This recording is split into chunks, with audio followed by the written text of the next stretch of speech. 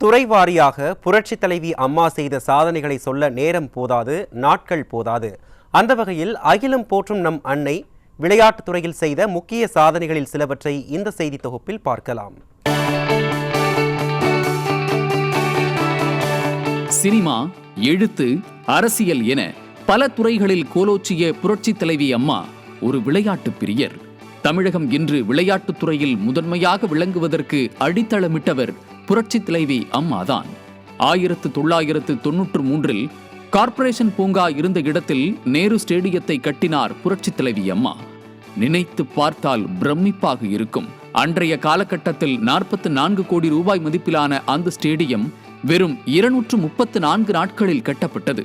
வேகமாக கட்டப்பட்டது மட்டுமல்ல, சர்வதேச தரத்திலும் அந்த மைதானம் உருவாக்கப்பட்டது.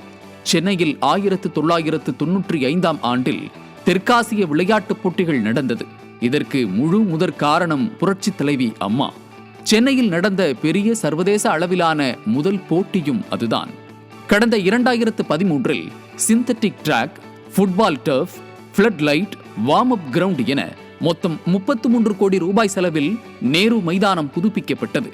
அன்று முதல் நேரு மைதானத்தில் இரவு பகல் என எப்போது வேண்டுமானாலும் போட்டிகளை நடத்தலாம், பயிற்சி செய்யலாம் என்ற சூழல் உருவானது. இது தவிர volleyball, table tennis, basketball ஆடுவதற்கேற்ப உள் விளையாட்டு அரங்கை அமைத்த பெருமையும் அம்மாவையே சாரும். பல்வேறு மாவட்டங்களில் விளையாட்டு அரங்கங்கள், ஸ்போர்ட்ஸ் ஹாஸ்டல் அமைத்தது என அவர் ஏற்படுத்தி தந்த உட்கட்டமைப்பு வசதிகள் ஏராளம்.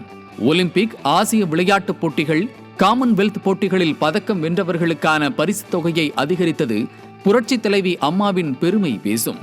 ஒலிம்பிக்கில் தங்கம் வென்றால் 2 கோடி ரூபாய், காமன்வெல்த் ஏசியன் கேம்ஸில் தங்கம் வென்றால் 50 லட்சம் ரூபாய் என அள்ளி வழங்கினார். தேசிய அளவிலான போட்டியில் முதலிடம் பிடித்தால் 5 லட்சம் ரூபாய் என அறிவித்தார். பொறியியல் கல்லூரிகளில் விளையாட்டிற்கான இடஒதுக்கீட்டை 100லிருந்து 500ஆக உயர்த்தியதும் அவரது சாதனையே. இதுதான் விளையாட்டுத் துறைக்கு அம்மா கொண்டு வந்த திட்டங்களில் முத்தாய்ப்பான திட்டம்.